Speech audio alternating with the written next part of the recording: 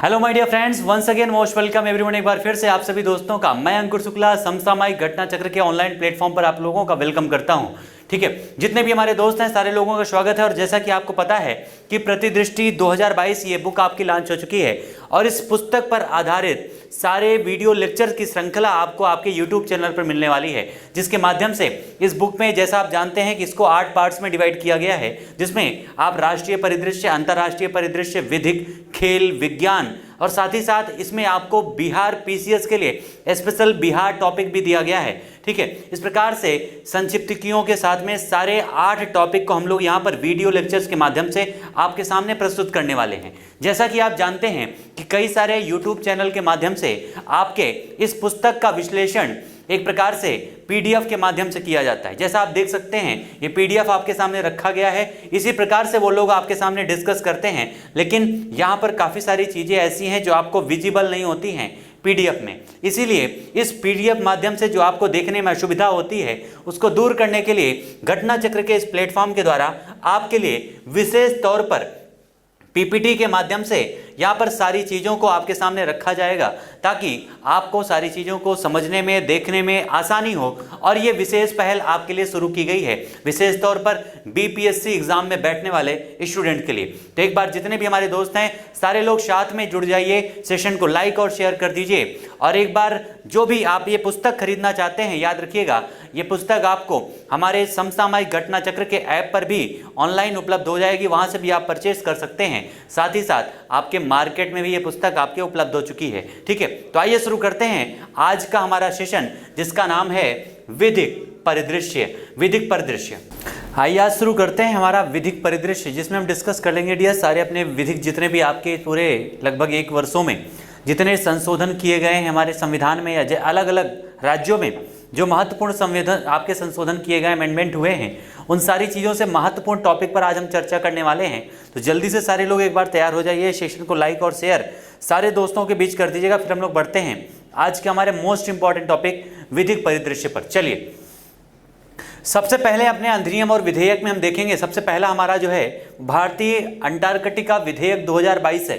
ये जो भारतीय अंटार्कटिका विधेयक है ये एक प्रकार से भारतीय सरकार के द्वारा एक ऐसा विधेयक लाया गया है जो अंटार्कटिका में होने वाली जो अनावश्यक गतिविधियां हैं उनको रोकने का काम करती है।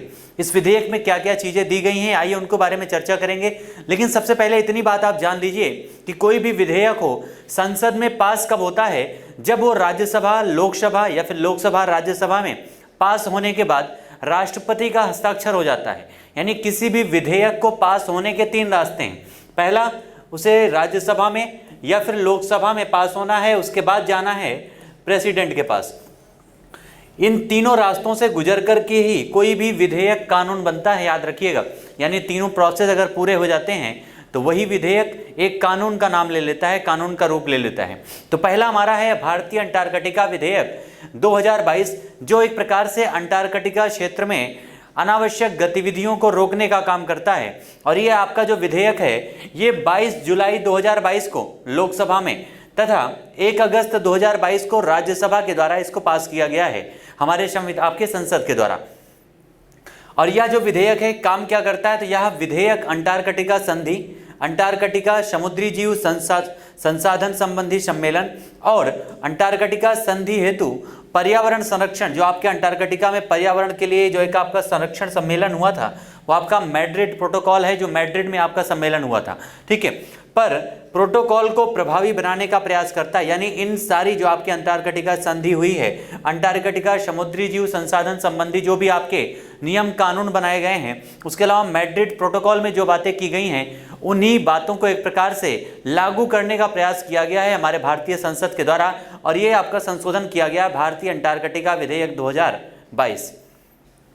इस विधेयक के प्रावधान में किसी भी व्यक्ति, जहाज या विमान पर ये लागू होंगे। यानी अगर अंटार्कटिका क्षेत्र में ये जो आपका विधेयक है ये किसी भी व्यक्ति के ऊपर, जहाज के ऊपर या फिर विमान के ऊपर लागू होंगे जो विधेयक के तहत जारी परमिट के अंतर्गत अंटार्कटिका के लिए भारतीय अभियान का हिस्सा होंगे। यानी भारतीय अभियान के साथ जाने वाले कोई भी ऐसे व्यक्ति, विमान या जहाज के साथ ही आपका नियम लागू होगा जो अंटार्कटिका क्षेत्र में भ्रमण करेंगे या अभियान पर जाएंगे। और साथ ही साथ यह विधेयक केंद्र सरकार अंटार्कटिका शासन और पर्यावरण संरक्षण समिति बनाएगी, जिसकी अध्यक्षता पृथ्वी विज्ञान मंत्रालय के सचिव के द्वारा किया जाएगा। यानी इसके लिए, इसके संरक्षण के लिए, इसके रेगुलेशन के लिए एक समिति का निर्माण किया जाएगा, जिसकी अध्यक्षता पृथ्वी विज्ञान मंत्रालय का जो सेक्रेटरी होगा उसके द्वारा किया जाएगा। इसके अंतर्गत क्या क्या चीजें हैं जो प्रतिबंधित की गई हैं इस विधेयक के अंतर्गत? तो इसमें सबसे पहला जो आपका अंटार्कटिका के क्षेत्र में परमाणु विस्फोट या रेडियो एक्टिव कचरे का निस्तारण, ये आपका नहीं होना चाहिए। उपजाऊ मिट्टी को यहाँ से नहीं ले जाया जा सकता है अंटार्कटिका क्षेत्र से। समुद्र में कचरा, प्लास्टिक या समुद्री वातावरण के लिए नुकसानदेह पदार्थों को वहाँ से निस्तारित करना इस आपके पूरे विधेयक में शामिल है। और साथ ही साथ आपको पता है कि अंटार्कटिका जो आपका अंटार्कटिका क्षेत्र में इस पूरे विधेयक के लिए अगर कोई इसकी बातों को अवहेलना करता है तो यहाँ पर बहुत ही कड़े दंड का प्रावधान भी किया गया है। अब वो कड़े दंड क्या है तो याद रखिएगा, सबसे पहला अंटार्कटिका में परमाणु विस्फोट अगर किया जाता है तो उसके लिए 20 वर्ष की कैद की सजा है, जो उम्र कैद तक भी बढ़ाई जा सकती है, और कम से कम 50 करोड़ रुपए के जुर्माने का प्रावधान किया गया है। यानी काफी बड़ी सजा है अंटार्कटिका के क्षेत्र में एक प्रकार से अगर कोई अराजक तत्व इस तरह के कार्य करने की कोशिश करते हैं। अगर बिना परमिट के अंटार्कटिका में खनिज संसाधनों के लिए ड्रिलिंग करना या गैर देशीय जानवरों या पौधों को ले जाना है तो उसके लिए 7 वर्ष तक की कैद है तथा 10 लाख से 50 लाख रुपए तक की जुर्माना के यहाँ के प्रावधान किए गए हैं। यानी आपको जुर्माना 10 लाख से लेकर के 50 लाख रुपए तक का लगाया जा सकता है। ये दोनों मोस्ट इंपॉर्टेंट पॉइंट हैं, याद रखिएगा, जो अभी हमारे विधेयक में इसका प्रावधान किया गया है। अगला हमारा है, नेक्स्ट हमारा जो विधेयक है उसका नाम है सामूहिक विनाश के आयुध और उसकी परिधान प्रणाली विधि विरुद्ध क्रियाकलापों का प्रतिषेध या संशोधन विधेयक 2022। ये आपका ऐसा विधेयक है, आप देखते हैं जैसे कई जगह हमारे देश में आतंकी गतिविधियां परिचालित होती रहती हैं, यानी कई सारे ऐसे जगह हैं जहां पर आतंकियों को संरक्षण दिया जाता है, वहां पर एक प्रकार से हथियारों का निर्माण किया जाता है। इन्हीं सारी चीज़ों को गवर्नमेंट के द्वारा प्रतिबंधित करने के लिए आपका ये विधेयक पास किया गया, याद रखिएगा, ठीक है, इसको पास किया गया है। इसमें आपका विधि विरुद्ध क्रियाकलापों का प्रतिषेध के लिए ये संशोधन विधेयक आपका है, जो आयुध और उनके परिधान की प्रणाली को प्रतिबंधित करता है। ये जो आपका विधेयक है इसे लोकसभा में 6 अप्रैल 2022 को तथा राज्यसभा में 1 अगस्त को पास किया गया है। इस आपके संशोधन विधेयक को, जो आपका the weapons of mass destruction and their delivery system prohibition of unlawful activities amendment bill आपका है 2022 का। नेक्स्ट अगर बात किया जाए इसमें प्रावधान कौन कौन सी चीज़ों का किया गया है, ये आपका कौन से विधेयक में संशोधन करता है, तो ये विधेयक जो आपका अधिनियम 2005 में था उसमें संशोधन करता है। और साथ ही साथ इसमें विधेयक व्यक्तियों को सामूहिक विनाश के आयुध मतलब जो प्रकार से हथियार आपके बनाए जाते हैं वो, और उसकी परिधान प्रणाली से संबंधित किसी भी निषिद्ध गतिविधियों को वित्तपोषित करने पर प्रतिबंध लगाता है। यानी अगर कोई व्यक्ति इस प्रकार के कार्य में सम्मिलित है तो उसको अगर कोई वित्त पोषण करता है तो वो भी एक प्रकार से दंडनीय होगा, उस पर भी प्रतिबंध लगाया गया है। उसके अलावा ऐसा करने हेतु केंद्र सरकार किसी व्यक्ति के धन, वित्तीय संपत्ति या फिर आर्थिक संसाधनों को रोक सकती है, अधिग्रहण कर सकती है या फिर उसकी कुर्क कराई जा सकती है। यानी अगर इस प्रकार की गतिविधियों में कोई व्यक्ति संलिप्त पाया जाता है तो गवर्नमेंट के द्वारा उसकी संपत्ति को सीज किया जा सकता है, कुर्की कराई जा सकती है। जैसे आप लोग सुनते हैं कि अगर गवर्नमेंट की या बैंकों का अगर कर्ज ना चुकाए जाते हैं तो वो कुर्क कर दिया जाता है घर। उसके अलावा आपके उसकी पूरे संसाधनों को फ्रीज कर दिया जाता है, तालाबंदी लगा दी जाती है। तो इस प्रकार के इसमें प्रावधान किए गए हैं इस आपके अधिनियम में। उसके अलावा नेक्स्ट हमारा है भुलाए जाने का अधिकार, इसके निजता के अधिकार का हिस्सा है। भुलाए जाने का जो अधिकार है इसको निजता के अधिकार के अंतर्गत लाया गया है। आपको पता है अभी हाल ही में बैठने का अधिकार, कौन सा बैठने का अधिकार, एक प्रकार से बैठने का जो अधिकार है किस राज्य सरकार के द्वारा ये अधिकार शामिल किया गया है, बैठने का अधिकार। तो बैठने का अधिकार जो ये प्रावधान है ये तमिलनाडु की सरकार के द्वारा इसको लागू किया गया, याद रखिएगा, तमिलनाडु की विधानसभा के द्वारा, ठीक है, बैठने का अधिकार। तो भुलाए जाने का जो अधिकार है निजता के अधिकार का हिस्सा है, ये ऐसा प्रावधान किया गया है। अभी हाल ही में संशोधन किया गया है हमारे सुप्रीम कोर्ट के द्वारा। तो जुलाई 2022 में भारत के सर्वोच्च न्यायालय ने भुलाए जाने के अधिकार, राइट टू बी फॉरगेटन, को निजता के अधिकार के हिस्से के रूप में शामिल किया है। किसके अंतर्गत? तो निजता के अधिकार के अंतर्गत। आपको पता है जो अधिकार है या मूल अधिकार या मौलिक अधिकार जो आपके फंडामेंटल राइट्स हैं, ये हमारे संविधान के भाग 3 में, किसमें? भाग 3 में, और आर्टिकल 12 से लेकर के 35 के अंतर्गत आते हैं। 12 से 35 के अंतर्गत इनका उल्लेख किया गया है। आर्टिकल 12 से 35 भाग 3 के अंतर्गत हमारे संविधान में, जिसमें कई तरह के अलग अलग अधिकारों का उल्लेख किया गया है, जिसमें हमारे मूल संविधान में टोटल 7 अधिकार थे, लेकिन अब हमारे संविधान में संपत्ति के अधिकार को समाप्त करने के बाद केवल 6 अधिकार बचे हुए हैं। तो इसमें निजता के अधिकार के रूप में इसको आपका स्वीकार किया गया है। किसको? राइट टू बी फॉरगेटन को। जिसमें ये जो आपका है निर्णय, ये न्यायमूर्ति संजन किशन कौल, ये पॉइंट याद रखिएगा, और न्यायमूर्ति MM सुंदरेश की पीठ के द्वारा ये निर्णय आपका लिया गया है। या जो आपका है वर्ष 2017 में सर्वप्रथम सर्वोच्च न्यायालय में भारत में पहली बार भुलाए जाने के अधिकार की अवधारणा को स्वीकार किया गया था। नहीं, सबसे पहले सर्वोच्च न्यायालय के द्वारा जो आपका राइट टू बी फॉरगेटन है, ये स्वीकार कब किया गया था? तो सबसे पहले सुप्रीम कोर्ट के द्वारा 2017 में इसे एक्सेप्ट किया गया था। क्या होता है ये आपका भुलाए जाने का अधिकार, किस प्रकार से कार्य करता है? तो याद रखिएगा, भुलाए जाने का जो अधिकार एक प्रकार से है, आप देखते हैं आज के समय में इंटरनेट पर सारे लोग बिजी रहते हैं, सोशल मीडिया पर बिजी रहते हैं, और हर व्यक्ति का, हर जितने भी आपके सोशल मीडिया एक्टिविटीज़ होती हैं उन पर कोई ना कोई अकाउंट होता है। जैसे फेसबुक पर अकाउंट होता है, उसके अलावा आपके व्हाट्सएप पर अकाउंट होता है, जितने भी आपके ऐप्स होते हैं सब पर कहीं कहीं आप अपना अकाउंट ऐड करते हैं। तो इस प्रकार से अगर उनका आप पासवर्ड भूल जाते हैं तो वहाँ पर ये आपके अधिकार का प्रयोग आता है। ठीक है, यानी भुलाए जाने का जो अधिकार है, किसी व्यक्ति को इंटरनेट पर मौजूद उसकी किसी भी निजी जानकारी को हटाने की अनुमति प्रदान करता है। नेक्स्ट हमारा है, इस अवधारणा को सर्वप्रथम कहां पर लागू किया गया था, कहां पर इसकी पहचान की गई है?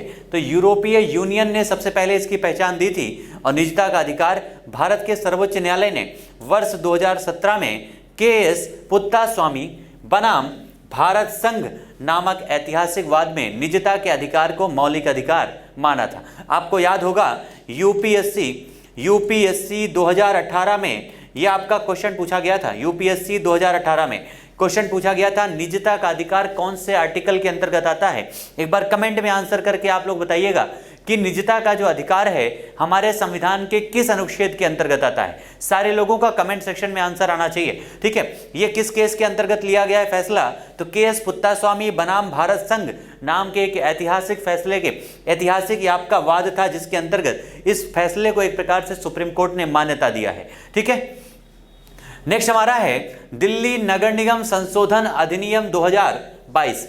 अपने क्लासेस में लगातार इसके बारे में हमने डिस्कस किया है, कई बार चर्चा की है कि दिल्ली नगर निगम जो आपका है, पहले दिल्ली में 3 अलग अलग नगर निगम होते थे। ठीक है, लेकिन अभी हाल ही में संशोधन करके केंद्र सरकार के द्वारा इस यूनियन टेरिटरी दिल्ली यानी हमारा जो राजधानी क्षेत्र है वहां पर नगर निगम को एकीकरण कर दिया गया है, और अब 3 की जगह पर दिल्ली में केवल 1 नगर निगम है। वो प्रावधान क्या किए गए हैं, आइए उनके बारे में जानते हैं। सबसे पहले 5 अप्रैल 2022 को ये आपका राज्यसभा में, 30 मार्च 2022 को ये आपका लोकसभा में पास हुआ था। यानी पहले लोकसभा में 30 मार्च को, उसके बाद 5 अप्रैल को राज्यसभा में इसको पास किया गया, और 18 अप्रैल 2022 को राष्ट्रपति के हस्ताक्षर होने के साथ ही ये आपका विधेयक कानून धारण कर लेता है, कानून का रूप धारण कर लेता है। और ये जो है दिल्ली नगर निगम अधिनियम 1957 में संशोधन का कार्य करता है। ठीक है, the Delhi municipal corporation amendment bill 2022 आपका जो है ये 1957 के अधिनियम में संशोधन करता है, और इसके अंतर्गत क्या क्या चीजें की गई हैं। तो यहां पर याद रखिएगा कि वर्ष 1957 के अधिनियम को 2011 में दिल्ली विधानसभा के द्वारा भी इसे संशोधित किया गया था, वर्ष 2011 में। और अब जो संशोधन किया गया है यहाँ पर, इसी 2011 में जो संशोधन किया गया था, तो इसको 3 नगर निगम में बांटा गया था। दिल्ली नगर निगम को कितने?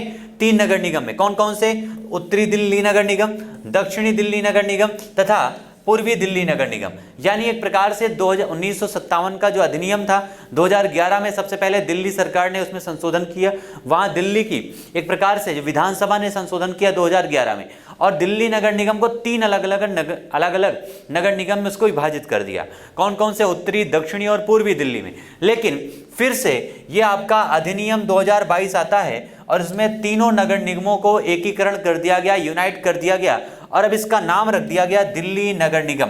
क्या नाम हो गया? दिल्ली नगर निगम इसका नाम रख दिया गया। ये मोस्ट इंपॉर्टेंट आपका अधिनियम या संशोधन विधेयक है, याद रखिएगा, जो हमारे दिल्ली में, हमारे देश की राजधानी में किया गया है। उसके अलावा अगर नेक्स्ट पॉइंट पे बात किया जाए, चलिए अगला हमारा पॉइंट क्या है कि अधिनियम 2022 निम्नलिखित मुख्य मामलों में फैसला सुनाने का अधिकार दिल्ली सरकार से हस्तांतरित करके किसको दे दिया गया? केंद्र सरकार को। यानी एक प्रकार से आप देख सकते हैं इस दिल्ली नगर निगम जो आपका अधिनियम है, इसके संशोधन के तहत केंद्र सरकार की इस आपके यूनियन टेरिटरी में उसका अधिकार क्षेत्र बढ़ गया है। यानी ये जो आपका फैसला सुनाने का, निम्नलिखित प्रमुख मामलों में फैसला सुनाने का अधिकार जो पहले दिल्ली सरकार को होता था, वो हस्तांतरित किसको कर दिया गया है? तो केंद्र सरकार को कर दिया गया है। इसके अंतर्गत क्या क्या चीजें आती हैं? तो पार्षदों की कुल संख्या, जो आपके अनुसूचित जाति के सदस्य हेतु आरक्षित सीटों की संख्या में भी ये आपका जो फैसला है वो केंद्र सरकार करेगी। निगम के क्षेत्र और जोन्स तथा वार्ड्स में बांटने का फैसला, वार्ड्स का परिसीमन आदि। उसके अलावा इसके साथ ही निगम में सीटों की कुल संख्या जो है 250 से अधिक ना होने का प्रावधान भी कर दिया गया है। कितना? तो निगम में सीटों की कुल संख्या कितनी होनी चाहिए? तो 250 से ज्यादा नहीं हो सकती, ऐसा प्रावधान भी इस अधिनियम के अंतर्गत किया गया है। अगला हमारा है दंड प्रक्रिया शिनाख्त अधिनियम 2022। दंड प्रक्रिया शिनाख्त अधिनियम 2022 क्या है?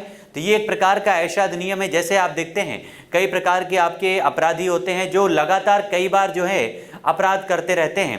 तो इस प्रकार की अपराध की घटनाओं को रोकने के लिए या फिर जो अपराधी हैं उनको आसानी से पकड़ने के लिए गवर्नमेंट के द्वारा ये आपका एक प्रकार का नया अधिनियम बनाया गया है, जिसके माध्यम से अपराधी को उनके अलग अलग प्रकार के शिनाख्त माध्यमों के माध्यम से उन्हें आसानी से पकड़ा जा सकता है। जैसे उनके थंबनेल के माध्यम से, उनकी आंखों के माध्यम से, जब उनको, जैसे आप आधार कार्ड में देखते हैं, आधार कार्ड ऐप आपको चालू करने के लिए आपको थंबनेल की जरूरत होती है, बायोमेट्रिक सिस्टम की जरूरत होती है। तो इसी प्रकार के सिस्टम के माध्यम से हर अपराधी का डिटेल रखा जाएगा और उस डिटेल का इस्तेमाल जरूरत पड़ने पर किया जाएगा। इस प्रकार के संशोधन किए गए हैं दंड प्रक्रिया शिनाख्त अधिनियम में, जो एक प्रकार से 4 अप्रैल 2022 को लोकसभा से तथा 6 अप्रैल 2022 को राज्यसभा से पास हुआ और इसे 18 अप्रैल 2022 को राष्ट्रपति के द्वारा इसका हस्ताक्षर कर दिया गया और ये अधिनियम एक कानून का रूप धारण कर लेता है और ये आपका 4 अगस्त 2022 से ये अधिनियम लागू हो जाता है। ये अधिनियम है क्या? तो ये किसके स्थान लेते हैं? तो याद रखिएगा, the identification of prisoners act 1920 का स्थान लेता है। ये नया शिनाख्त आपका अधिनियम जो आया है दंड प्रक्रिया में, और इसमें क्या क्या चीजें की जाएंगी? तो पहले 1920 में जो आपका अधिनियम था और आज के अधिनियम में आखिर परिवर्तन क्या किया गया है, कौन कौन सी चीजें बदली गई हैं? तो आपका 1920 में किसी भी जो अपराधी होते थे उसमें उंगलियों के निशान तथा पैर के छाप को शामिल किया जाता था। यानी अगर कोई अपराध करता है तो उस व्यक्ति के उंगलियों के निशान रखे जाते थे और साथ ही साथ पैर के छाप को रखा जाता था। लेकिन इसमें जो अब नया संशोधन किया गया है 2022 में, इसके अंतर्गत हथेलियों की छाप, आइरिस यानी आंखों की, उसके अलावा रेटिना को स्कैन करना, दस्तखत होना, दस्तखत और लेखन, बायोलॉजिकल सैंपल यानी खून, पसीना या फिर एक प्रकार से सीमन और बाल, ये सारी चीजें आपके जो है इसमें आपके इनको डाटा को कलेक्ट करके रखा जाएगा। इसमें आपका उंगलियों के निशान, पैर के छाप और फोटोग्राफ्स भी शामिल होंगे। ठीक है, फोटोग्राफ्स भी इसके अंतर्गत आएंगे। यानी आप देख सकते हैं आपके शरीर के, बॉडी के हर पार्ट्स का एक प्रकार से डाटा गवर्नमेंट के पास या फिर एजेंसी के पास होगा। जो अपराधी, यहाँ पर ये जो डाटा है आपका हर व्यक्ति का नहीं लिया जाएगा, इसके भी कुछ प्रावधान किए गए कि कितनी, अगर किसी अपराधी को कितनी सजा मिली है तब उसके अंतर्गत इस डाटा को कलेक्ट किया जाएगा। क्योंकि हर अपराधी यानी छोटा सा अपराध करने वाला अगर कोई व्यक्ति है तो उसके लिए इन सब डाटों की आवश्यकता नहीं होती है, बल्कि उसके लिए जब कोई व्यक्ति एक प्रकार से गंभीर अपराध करता है तो उसको दोबारा उस प्रकार के अपराध को करने से रोकने के लिए गवर्नमेंट ने बड़े अपराधियों के डाटा को एकत्रित करने का यहाँ पर प्रावधान किया है। कौन कौन से लोगों का प्रावधान है यहाँ पर? तो याद रखिएगा, यानी किस व्यक्ति के डाटा को यहाँ पर जमा किया जा सकता है? तो ऐसे व्यक्ति जो 1 या उससे अधिक वर्ष के कठोर कारावास के दंडनीय अपराध के लिए दोषी ठहराए गए हों या उनको गिरफ्तार किया गया हो।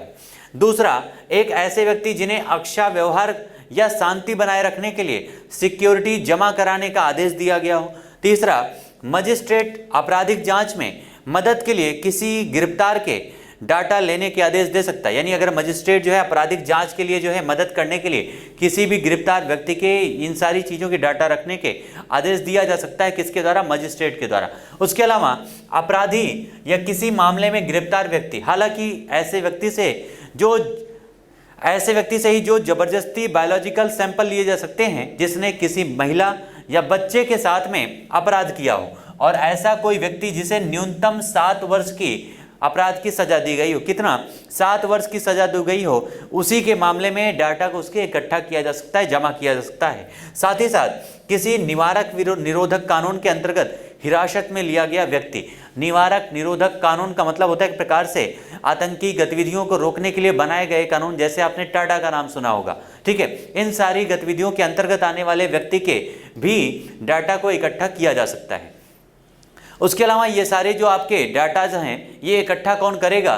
तो ये राष्ट्रीय अपराध record bureau NCRB, national criminal record bureau के द्वारा इस आंकड़े को इकट्ठा किया जाएगा, जो एक प्रकार की इसकी केंद्रीय एजेंसी होगी। और ये इकट्ठा किए गए जो डाटा हैं ये 75 ईयर्स तक डिजिटल या इलेक्ट्रॉनिक रूप में इसको रखा जाएगा, यानी एक प्रकार से व्यक्ति की पूरी उम्र तक उसको इकट्ठा किया जाएगा। लगभग 75 वर्षों की उसकी सीमा होगी उस डाटा को इकट्ठा करने की, ठीक है। अगला हमारा है संविधान अनुसूचित जाति और अनुसूचित जनजाति आदेश संशोधन अधिनियम 2022। यह आपका अनुसूचित जाति और जनजातियों से संबंधित संशोधन किया गया है। 2022 नवीन संशोधन है। इसके पहले का जो संशोधन था, जो एनसीआरबी और डाटा इकट्ठा करने से संबंधित संशोधन है, वो मोस्ट इंपॉर्टेंट 3rd ईयर, उसको याद रखिएगा।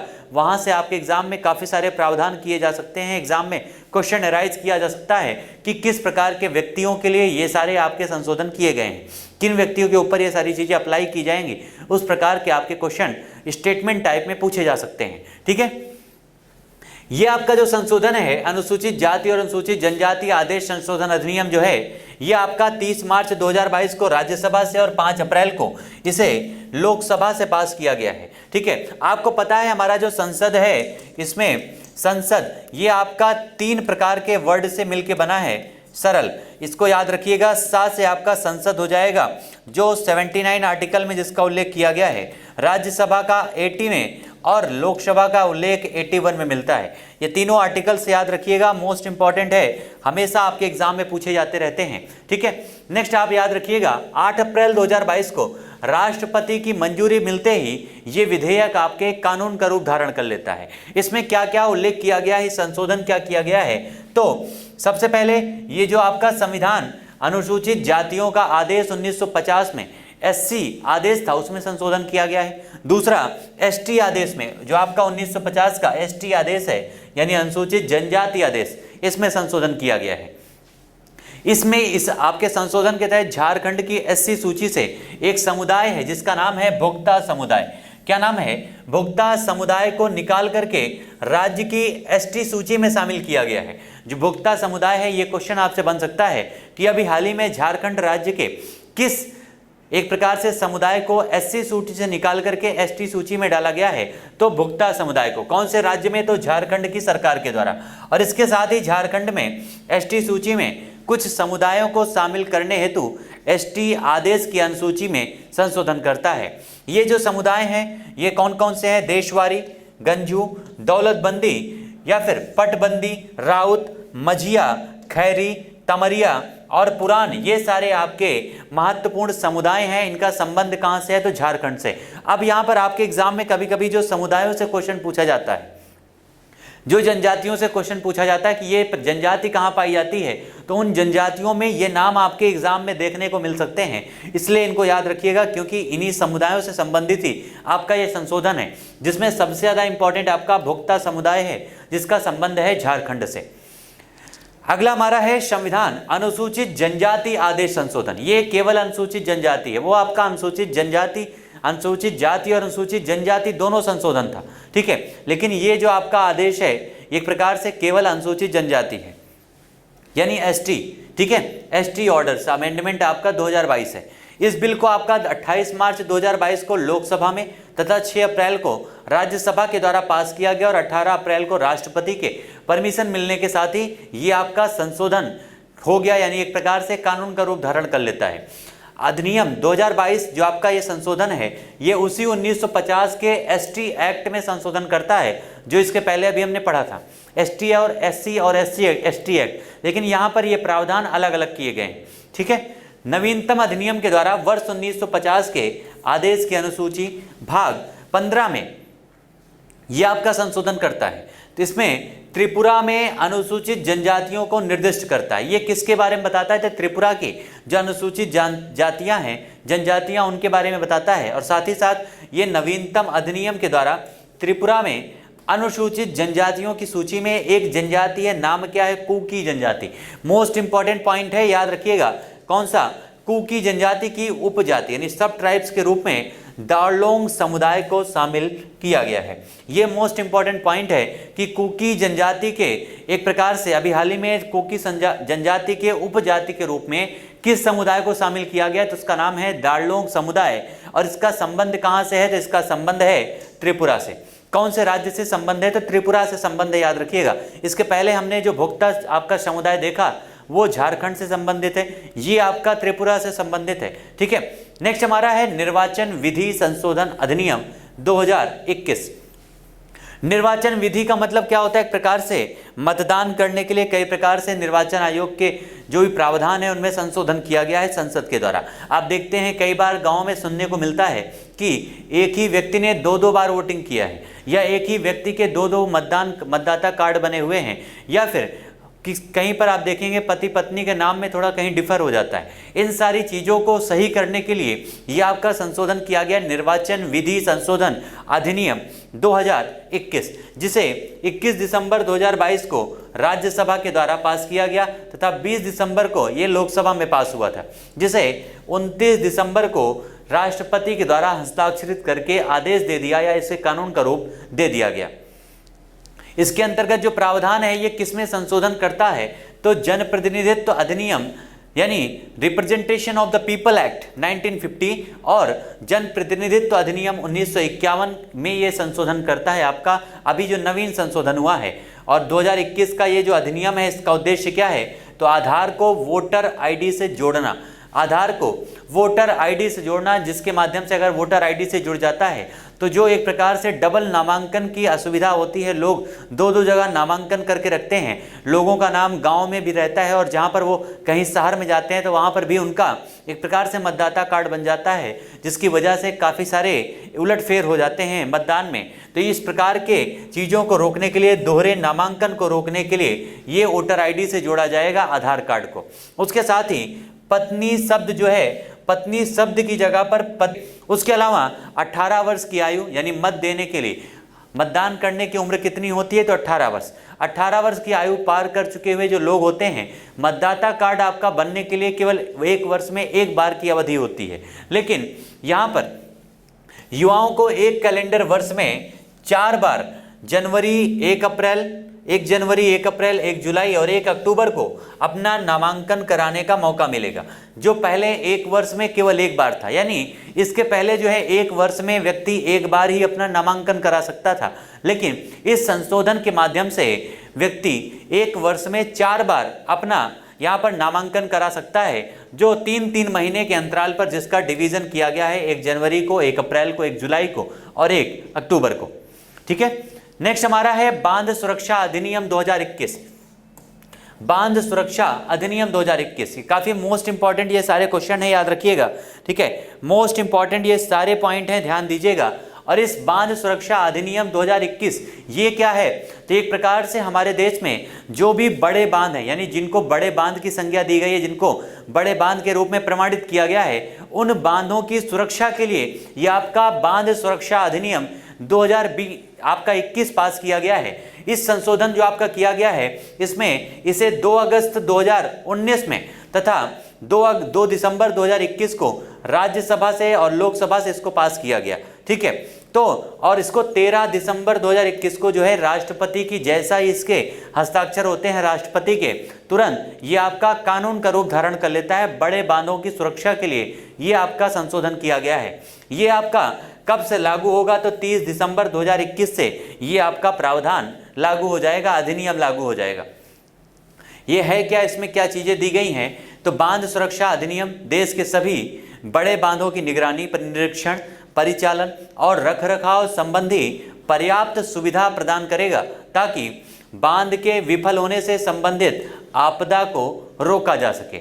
यानी एक प्रकार से बांधों का निरीक्षण करना, बांधों का परिचालन करना, उनकी सुरक्षा से संबंधित सारी चीज़ों का ऑब्जर्वेशन करेगा ताकि बांध में जो होने वाली दुर्घटनाएं होती हैं उनकी आपदाओं को रोका जा सके। और इस अधिनियम में 2 राष्ट्रीय निकायों तथा राष्ट्रीय बांध सुरक्षा समिति, national committee on dam safety, और राष्ट्रीय बांध सुरक्षा प्राधिकरण यानी नेशनल डैम सेफ्टी अथॉरिटी की स्थापना का भी प्रावधान इसके अंतर्गत किया गया है। आपको पता है भारत में टोटल बांधों की संख्या लगभग 5745 बड़े बांध जो हैं इसके अंतर्गत शामिल होते हैं। पूरे जो आपके अभी हाल ही में जो प्रस्तावित हैं बनने के लिए, उन सारों जितने भी आपके डैम हैं उनको लेकर के इसके संचालन के साथ ही विश्व स्तर पर बांध स्वामित्व की दृष्टि से चीन एवं अमेरिका के बाद तीसरा सबसे बड़ा जो देश है वो कौन सा है? तो भारत है। और इनमें से भारत में सबसे बड़े जो बांध आपके हैं महाराष्ट्र में, इनकी संख्या महाराष्ट्र में सबसे ज़्यादा है। कितनी है? तो 2394।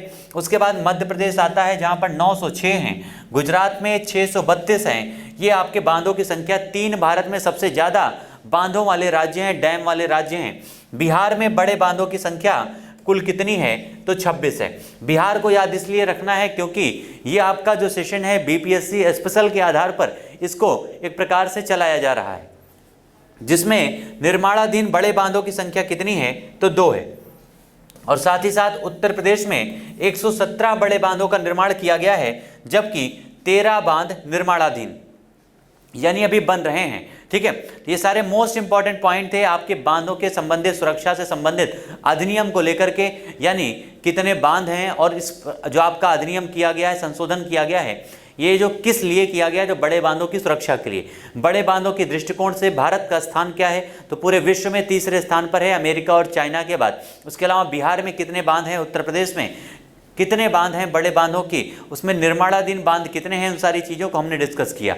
अगला हमारा है कृषि विधि निरसन अधिनियम 2021। ये वही आपका कृषि विधि अधिनियम है जिसके बारे में काफ़ी लंबे समय तक विरोध चलता रहा। 1 वर्ष तक पूरे ग्रामीण क्षेत्र के जो किसान थे पंजाब और हरियाणा के, विशेष तौर पर किसानों ने इसका विरोध किया था।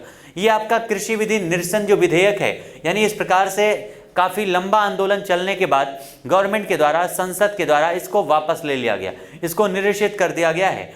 कृषि विधि निरसन जो विधेयक है, the farm law repeal bill 2021, इसको जो है 29 नवंबर 2021 को संसद के द्वारा पारित किया गया था और 30 नवंबर 2021 को राष्ट्रपति की सहमति प्राप्त हुई थी। और 2020 में पारित ये तीनों कृषि कानूनों को निरस्त करता है। यानी जो आपका ये नया अधिनियम है, निरसन अधिनियम, ये 2020 में जो आपका सितंबर में पास हुआ था कृषि बिल, उसको निरस्त करने का कार्य करता है। ये कौन कौन से आपके अधिनियम है, ये कौन कौन से कानून बनाए गए थे? 3 कानून कौन कौन से थे इसके पहले जिनको निरसित किया गया है? तो पहला है आपका मूल्य आश्वासन और कृषि सेवाओं पर किसान सशक्तिकरण और संरक्षण समझौता 2020। उसके अलावा कृषि उपज व्यापार और वाणिज्य संवर्धन और सुविधा अधिनियम 2020। और तीसरा आपका है अनिवार्य वस्तुएं संशोधन अधिनियम 2020। ये 3 आपके बिल थे जिनको निरसित किया गया, एक प्रकार से जिनको यहाँ पर वापस ले लिया गया है संसद के द्वारा। ठीक है, ये तीनों बिल याद रखिएगा। उसके अलावा जनवरी 2021 में सर्वोच्च न्यायालय ने तीनों कृषि कानूनों को लागू करने पर रोक लगा दिया था। सुप्रीम कोर्ट ने लगातार विरोध को देखते हुए, किसानों के आक्रोश को देखते हुए सुप्रीम कोर्ट के द्वारा 2021 में जनवरी के महीने में इस पर रोक लगा दिया गया था, याद रखिएगा। नेक्स्ट हमारा है केंद्रीय सतर्कता आयोग। कौन सा? केंद्रीय सतर्कता आयोग संशोधन अधिनियम 2000। केंद्रीय सतर्कता आयोग अधिनियम जो आपका है 2021, ये आपका कैसा अधिनियम है? तो ये आपका 2021 में लोकसभा में आपका 9 दिसंबर को और 14 दिसंबर 2021 को ये राज्यसभा से पास किया गया। आपका जो central vigilance commission amendment bill आपका 2021 के है। या 18 दिसंबर को राष्ट्रपति के परमिशन मिलने के साथ ही ये एक आपका कानून का रूप धारण कर लेता है, याद रखिएगा, जिसका नाम है केंद्रीय सतर्कता आयोग संशोधन अधिनियम 2021। ये कैसा अधिनियम है या किसका स्थान लेता है? तो ये जो आपका अधिनियम है, अध्यादेश लागू किया गया था 2021 में, उस अध्यादेश का स्थान लेता है। अध्यादेश को समाप्त करने के बाद, यानी अध्यादेश के अगर जो उसका टाइम पीरियड कंप्लीट हो जाता और नया अधिनियम नहीं आता या संसद के द्वारा उसको पास नहीं कराया जाता, तो ये आपका अध्यादेश समाप्त हो जाता। इसके लिए संसद में इसको पास किया गया और ये अब कानून का रूप धारण कर लेता है। और इसमें क्या क्या चीज़ें हैं ये भी याद रखिएगा कि नवीनतम जो अधिनियम है ये केंद्रीय सतर्कता आयोग के जो आपका अधिनियम 2003 में था, इसमें संशोधन करता है, जिसमें 2003 का अधिनियम भ्रष्टाचार निवारण अधिनियम 1988 के अंतर्गत कथित तौर पर किए गए अपराधों की जांच हेतु केंद्रीय सतर्कता आयोग के गठन का प्रावधान करता है। यानी आप ये जान सकते हैं कि जो केंद्रीय सतर्कता आयोग इसका गठन किया गया है, ये किस आपके अधिनियम के तहत इसका गठन किया गया था? तो ये आपका भ्रष्टाचार निवारण अधिनियम 1988 के अंतर्गत इस आपके सतर्कता आयोग का गठन किया गया था। लेकिन इसमें फिर से 2003 में संशोधन किया गया और नवीन जो आपका नया संशोधन होता है वो 2021 में किए गए संशोधन का स्थान लेता है। संशोधन के तहत क्या चीजें हैं? तो प्रवर्तन निदेशालय के निदेशक के कार्यकाल को जनहित में एक बार में 1 वर्ष तक बढ़ाया जा सकता है। ये प्रावधान किया गया है कि जो सतर्कता यानी प्रवर्तन निदेशालय के जो निदेशक हैं उनका कार्यकाल जनहित में 1 वर्ष में एक बार में एक वर्ष तक उसको बढ़ाया जा सकता है। इसे प्रारंभिक नियुक्ति से 5 वर्ष की अवधि पूर्ण होने तक बढ़ाया जा सकता है, दूसरा प्रावधान। तीसरा है यहाँ पर, ये 2 मोस्ट आपके इंपॉर्टेंट है, याद रखिएगा कि एक बार में 1 वर्ष बढ़ाया जा सकता है और दूसरा कि प्रारंभिक नियुक्ति से 5 वर्ष की अवधि तक जो है उनके अवधि पूर्ण होने तक इसको कंप्लीट किया सकता है, इसको और बढ़ाया जा सकता है इनके जो कार्यकाल हैं निदेशक के। नेक्स्ट हमारा है दिल्ली विशेष पुलिस स्थापना संशोधन अधिनियम। कौन सा? दिल्ली विशेष पुलिस स्थापना अधिनियम 2021 जो आपका किया गया है, जिसमें इसे 9 दिसंबर को और 14 दिसंबर को क्रमशः जो है लोकसभा और राज्यसभा के द्वारा पास किया गया और उसके बाद जो है 18 दिसंबर को राष्ट्रपति के हस्ताक्षर होने के साथ ही ये आपका एक कानून का रूप धारण कर लेता है, दिल्ली विशेष पुलिस स्थापना संशोधन अधिनियम। और इसे जो है 14 नवंबर 2021 से लागू माना जाएगा। 2021 से ये आपका लागू हुआ है, याद रखिएगा 14 नवंबर को। ठीक है, इसके तहत क्या क्या चीजें की गई हैं? ये आपका जो है अधिनियम 2021 दिल्ली विशेष पुलिस स्थापना संशोधन अध्यादेश 2021 का स्थान लेता है। इसके पहले हमने जो पढ़ा सतर्कता आयोग, वो भी आपका एक अध्यादेश था और ये आपका दिल्ली विशेष पुलिस स्थापना जो है ये भी एक प्रकार से अध्यादेश के माध्यम से इसको लागू किया गया था। ठीक है, और ये जो अधिनियम है दिल्ली विशेष पुलिस स्थापना अधिनियम 1946 में संशोधन करता है और इसके अंतर्गत क्या था? तो इस अधिनियम 1946 के अंतर्गत निदेशक का जो कार्यकाल है वो न्यूनतम 2 वर्ष होता है। कितना? न्यूनतम 2 वर्ष होता है इसके अंतर्गत। और अब जो आपका नवीनतम संशोधित अधिनियम है इसके अंतर्गत क्या है? तो निदेशक का कार्यकाल नियुक्तियों की प्रारंभिक तारीख से 5 वर्ष पूर्ण होने तक एक बार में 1 वर्ष तक बढ़ाया जा सकता है। कितने वर्ष तक? तो 1 वर्ष तक, एक बार में 1 वर्ष तक उसको विस्तारित किया जा सकता है निदेशक के कार्यकाल को। ठीक है, ध्यातव्य है कि अधिनियम जो 1946 दिल्ली विशेष पुलिस स्थापना केंद्रीय जांच ब्यूरो के निदेशक की नियुक्ति का प्रावधान करता है। यानी ये जो आपका 1946 का जो अधिनियम था ये निदेशक के नियुक्तियों के बारे में प्रावधान करता है। जो पहले एक मतलब जो आपकी निदेशक की नियुक्ति की जाती थी वो 2 वर्षों के लिए होता था, लेकिन वर्तमान में जो नियुक्ति होती है वो आपका एक बार में उसको 1 वर्ष बढ़ा सकते हैं जब तक वो 5 वर्ष तक ना पूरा हो जाए उसकी प्रारंभिक नियुक्ति से। ठीक है, निदेशक की नियुक्ति जो आपका है इसके केंद्र सरकार द्वारा की जाती है एवं इसकी नियुक्ति हेतु समिति एक सरकार को जो है सुझाव देती है। नेक्स्ट हमारा है इस समिति में निम्नलिखित कितने सदस्य होते हैं? तो इसमें प्रधानमंत्री शामिल होता है, यानी जो समिति इसको सुझाव देती है उस समिति में कौन कौन से मेंबर होते हैं? तो प्रधानमंत्री होता है, लोकसभा में जो विपक्ष का नेता होता है वो होता है और भारत के मुख्य न्यायाधीश यानी चीफ जस्टिस ऑफ इंडिया तथा या फिर आपका जो चीफ जस्टिस के द्वारा नामित सर्वोच्च न्यायालय का एक न्यायाधीश इसका सदस्य होता है इस समिति का। और इस समिति के द्वारा जो व्यक्ति प्रस्तावित किया जाता है उसे ही एक प्रकार से यहाँ पर समिति के द्वारा जो है प्रस्तावित व्यक्ति को ही सरकार नियुक्त करती है। ठीक है, अगला हमारा है 105वां संविधान संशोधन अधिनियम 2021। कौन सा? 105वां संविधान संशोधन अधिनियम 2021। ये आपका संशोधन, आपको पता है सुप्रीम कोर्ट के द्वारा अभी हाल ही में रोक लगा दिया गया था कि राज्यों को यह अधिकार नहीं है कि वो अनुसूचित जातियों की गणना कर सकें या उसको एक प्रकार से आइडेंटिफाई कर सकें। लेकिन इस आपके अधिनियम के माध्यम से फिर से ये प्रावधान कर दिया गया है कि जो एक प्रकार से आपके अनुसूचित जातियां हैं उनको एक प्रकार से यहाँ पर फिर से आइडेंटिफाई किया जा सकता है राज्यों के द्वारा। 127वां संविधान संशोधन विधेयक 2021 10 अगस्त 2021 को लोकसभा के द्वारा तथा 11 अगस्त 2021 को राज्यसभा के द्वारा पारित किया गया था और 18 अगस्त को 2021 में राष्ट्रपति का हस्ताक्षर होते ही ये कानून का रूप धारण कर लेता है और 105वें संविधान संशोधन अधिनियम 2021 के रूप में अधिसूचित हो जाता है। 19 अगस्त को यह आपका 105वां संविधान संशोधन अधिनियम 2021 अधिसूचित किया गया और इसका उद्देश्य क्या है? तो सामाजिक एवं शैक्षणिक रूप से पिछड़े वर्गों की पहचान करने की राज्यों की शक्ति को बहाल करना, राज्यों की शक्ति को पुनः बहाल करना, जो सुप्रीम कोर्ट के द्वारा एक प्रकार से उस पर रोक लगाया गया था या प्रतिबंधित किया गया था। सामाजिक न्याय और अधिकारिता मंत्रालय के द्वारा जारी अधिसूचना के तहत अधिनियम को कब से लागू माना जाएगा? तो 15 अगस्त 2021 से 15 अगस्त 2021 से इसको लागू माना जाएगा और आप 2 दिन पहले ही 15 अगस्त सेलिब्रेट कर चुके हैं, ठीक है। उसके अलावा अगर बात किया जाए कि यह संशोधन जो आपका है 5 मई 2021 के उच्चतम न्यायालय के निर्णय के प्रभाव को समाप्त करने हेतु आवश्यक था। जैसा भी आपको हमने बताया कि आपका सुप्रीम कोर्ट के द्वारा ये निर्णय दिया गया था, रोक लगाई गई थी 5 मई 2021 को, उसी को समाप्त करने के लिए ये आपका संसद के द्वारा अधिनियम पास किया गया है। मई 2021 में उच्चतम न्यायालय के एक निर्णय के अनुसार 102वें संविधान संशोधन के लागू होने के पश्चात समुदायों को पिछड़ा वर्ग सूची में शामिल करने या बाहर करने की राज्यों की शक्ति समाप्त हो गई थी। यानी 102वें संविधान में संशोधन में किया गया था कि पिछड़ा वर्ग के जो लोग हैं उनको राज्य जो है अपने मतलब एक प्रकार से पिछड़े वर्ग में शामिल कर सकते हैं या बाहर कर सकते हैं। लेकिन इसमें 5 मई 2021 को जो है आपका जो सुप्रीम कोर्ट है उसने इस पर प्रतिबंध लगा दिया था। लेकिन इस आपके 105वें संविधान संशोधन के माध्यम से फिर से राज्यों को पुनः ये शक्ति प्राप्त हो गई है।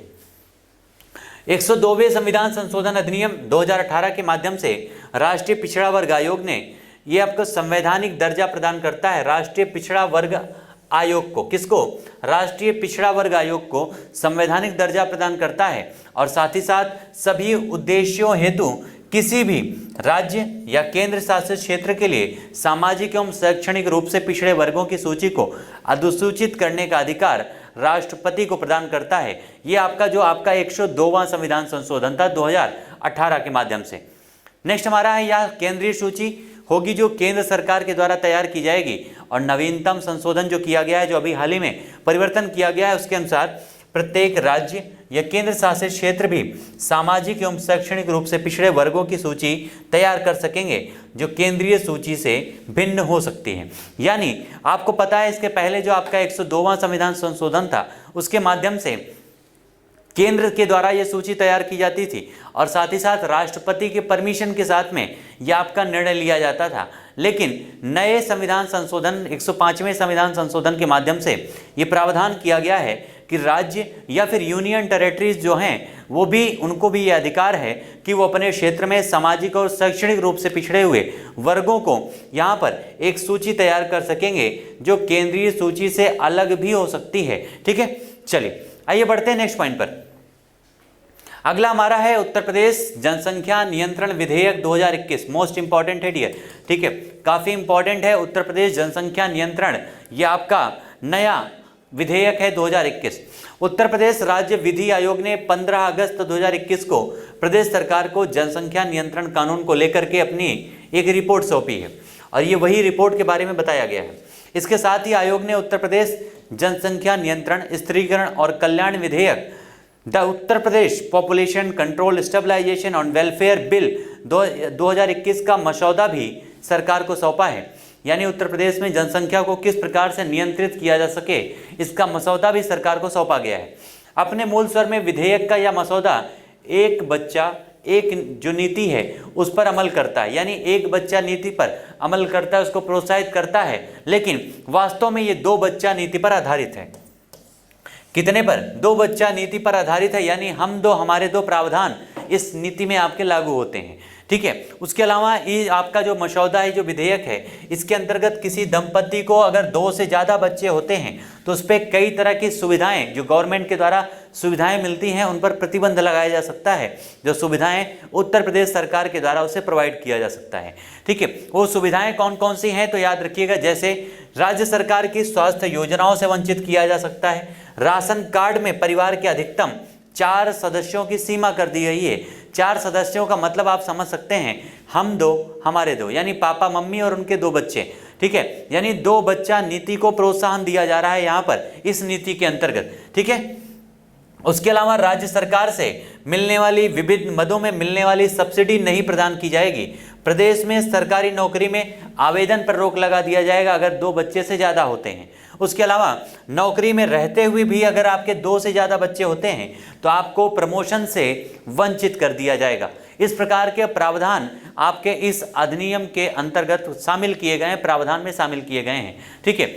और ये कानून के मसौदे में 2 से अधिक बच्चा होने पर आप पंचायती या फिर स्थानीय निकाय के चुनाव भी नहीं लड़ सकते हैं। ठीक है। तो ये सारे मोस्ट इंपॉर्टेंट पॉइंट हैं जो उत्तर प्रदेश की जनसंख्या नियंत्रण अधिनियम में रखे गए हैं, इसको याद रखिएगा। अगला हमारा है कराधान विधि संशोधन अधिनियम 2021। ये जो आपका कराधान विधि संशोधन अधिनियम 2021 है, इसे 6 अगस्त को लोकसभा में तथा 9 अगस्त 2021 को राज्यसभा के द्वारा पास किया गया और 13 अगस्त को राष्ट्रपति की सहमति मिलने के साथ ही यह कानून का रूप या अधिनियम के रूप धारण कर लेता है। कराधान विधि अधिनियम, यह जो अधिनियम है, यह आयकर अधिनियम 1961 एवं वित्तीय अधिनियम 2012 में संशोधन करता है और वर्ष 2012 के अधिनियम ने आयकर अधिनियम 1961 में संशोधन किया था ताकि विदेशी कंपनी के शेयरों की बिक्री से अर्जित आय पर पूर्वव्यापी यानी रेट्रोस्पेक्टिव आधार पर कर देयता को लागू किया जा सके। ठीक है। उसके अलावा अधिनियम 2021 में प्रावधान है कि यदि लेन देन 28 मई 2012 से पहले किया गया हो, यानी जो भी लेन देन अगर 2012 से पहले 28 मई से पहले किया गया हो तो भारतीय संपत्ति के किसी भी अप्रत्यक्ष हस्तांतरण के लिए कथित पूर्वव्यापी संशोधन के आधार पर भविष्य में किसी भी प्रकार के टैक्स की मांग नहीं की जाएगी। ठीक है। उसके अलावा जो नवीनतम संशोधन है, इसका उद्देश्य है कर संबंधी निश्चितता लाना, यानी एक प्रकार के जो कर संबंधी अनेक प्रकार की अनिश्चितताएं होती हैं लोगों के मन में, उन अनिश्चितताओं को दूर करना इसका प्रमुख उद्देश्य है। और साथ ही साथ यह सुनिश्चित करना है कि निर्दिष्ट शर्तों को पूरा किए जाने पर आयकर से जुड़ी लंबित कार्यवाही को वापस ले लिया जाएगा। नेक्स्ट हमारा है राष्ट्रीय राजधानी क्षेत्र और निकटवर्ती क्षेत्रों में वायु गुणवत्ता प्रबंधन आयोग अधिनियम 2021। आपको पता है कि हमारे देश की राजधानी दिल्ली सबसे प्रदूषित राजधानी है और इसी वायु प्रदूषण को एक प्रकार से नियंत्रित करने के लिए, कंट्रोल करने के लिए और पर्यावरण को सुरक्षित करने के लिए ये आपका संशोधन किया गया है, अधिनियम बनाया गया है 2021 का। राष्ट्रीय राजधानी क्षेत्र यानी नेशनल कैपिटल रीजन और निकटवर्ती क्षेत्रों में वायु की गुणवत्ता लंबे समय से चिंता का विषय रही है और एनसीआर तथा निकटवर्ती क्षेत्रों में वायु गुणवत्ता प्रबंधन के लिए आयोग के गठन के उद्देश्य से अक्टूबर 2020 में ये अध्यादेश लाया गया था और यह अधिनियम इस अध्यादेश को प्रतिस्थापित करता है। यानी एक प्रकार से 2020 में अध्यादेश यह लाया गया था और इसी ये जो आपका नया प्रस्ताव है एक प्रकार से अध्यादेश को अधिनियमित करता है या अधिनियम के रूप में इसको धारण करता है। इसके अंतर्गत राष्ट्रीय राजधानी क्षेत्र तथा निकटवर्ती क्षेत्रों में वायु प्रदूषण प्रबंधन आयोग विधेयक 2021 4 अगस्त या आपका 4 अगस्त 2021 को लोकसभा के द्वारा तथा 5 अगस्त को राज्यसभा के द्वारा और 12 अगस्त 2021 को राष्ट्रपति की सहमति के साथ ही ये अधिनियम का रूप धारण करता है अध्यादेश। उसके अलावा ये जो आपका अधिनियम है राष्ट्रीय राजधानी क्षेत्र यानी एनसीआर में तथा निकटवर्ती क्षेत्रों में वायु गुणवत्ता से संबंधित समस्याओं को बेहतर समन्वय अनुसंधान उन्हें पहचानने और उसका समाधान निकालने के लिए आयोग के गठन का प्रावधान करता है। यानी इस पूरे संशोधन का मुख्य जो उद्देश्य है वो एक ऐसे आयोग का गठन करना है जो दिल्ली, एनसीआर तथा उससे संबंधित सटे हुए क्षेत्रों में वायु प्रदूषण को नियंत्रित कर सके, कंट्रोल कर सके और प्रदूषण से मुक्त कर सके। ठीक है, निकटवर्ती क्षेत्रों में हरियाणा, पंजाब, राजस्थान और उत्तर प्रदेश राज्य का क्षेत्र और दिल्ली राष्ट्रीय राजधानी यानी नेशनल कैपिटल रीजन का क्षेत्र शामिल होता है। इस अधिनियम के माध्यम से वर्ष 1998 में एनसीआर में स्थापित पर्यावरण प्रदूषण रोकथाम तथा नियंत्रण प्राधिकरण को भंग कर दिया गया है, क्योंकि एक नया जब आयोग बनाया जाएगा तो ये प्राधिकरण की जरूरत खत्म हो जाएगी, इसलिए इसको क्या कर दिया गया है, समाप्त कर दिया गया है। इस अधिनियम के प्रावधानों या आयोग के आदेशों अथवा निर्देशों का उल्लंघन करने पर 5 वर्ष तक की कैद या फिर 1 करोड़ रुपए तक के जुर्माने या फिर दोनों एक साथ लगाए जा सकते हैं। कितना? तो 5 वर्ष की कैद, 1 करोड़ रुपए का जुर्माना, ये दोनों एक साथ लगाया जा सकता है, याद रखिएगा। इस अधिनियम में किसानों को इस जुर्माने से क्या किया गया है, तो मुक्त रखा गया है, यानी जुर्माने से बाहर रखा गया है। यद्यपि आयोग पराली जलाने से होने वाले प्रदूषण पर केंद्र सरकार के द्वारा निर्दिष्ट पर्यावरणीय मुआवजे के अनुसार किसानों से मुआवजा वसूल कर सकती है।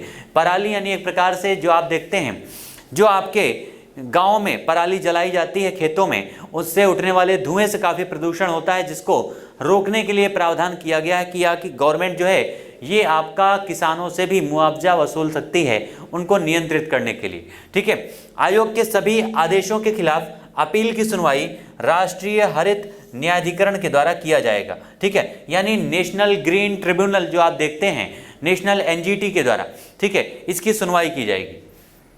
तो इस प्रकार से आपके जितने भी मोस्ट इंपॉर्टेंट आपके अधिनियम थे जो आपके एग्जाम में इंपॉर्टेंट बनते थे, आपके एग्जाम के लिए, बीपीएससी के लिए स्पेशल, यहाँ पर कई सारे लोगों ने कमेंट भी किया था कि क्या सर उत्तर प्रदेश के लिए भी हम इस सेशन को देख सकते हैं, तो बिल्कुल देख सकते हैं, क्योंकि करंट अफेयर्स आपके जो टॉपिक हैं वो लगभग सेम हैं, लेकिन फिर भी हम लोग यहाँ पर अगर बिहार स्पेशल है तो बिहार के कुछ पॉइंट्स को अलग हम डिस्कस करते हैं जो आपके एग्जाम के लिए मोस्ट इंपॉर्टेंट है डियर। ठीक है, तो एक बार जितने भी लोग हैं सेशन में हमारे साथ जुड़े हुए, सेशन को एक बार लाइक कर दीजिएगा, शेयर कर दीजिएगा सारे दोस्तों के बीच में, और हम लोग फिर से मिलते हैं नए सेशन में नए टॉपिक के साथ में, क्योंकि आप जानते हैं कई सारे अभी आपके परिदृश्य बचे हुए हैं, उनको भी डिस्कस करना है, तो क्रम से 1 by 1 सारे वीडियोज आपके सामने आएंगे। मिलते हैं अगले सेशन में, नेक्स्ट लेक्चर में, तब तक के लिए आप सभी लोगों को थैंक यू सो मच।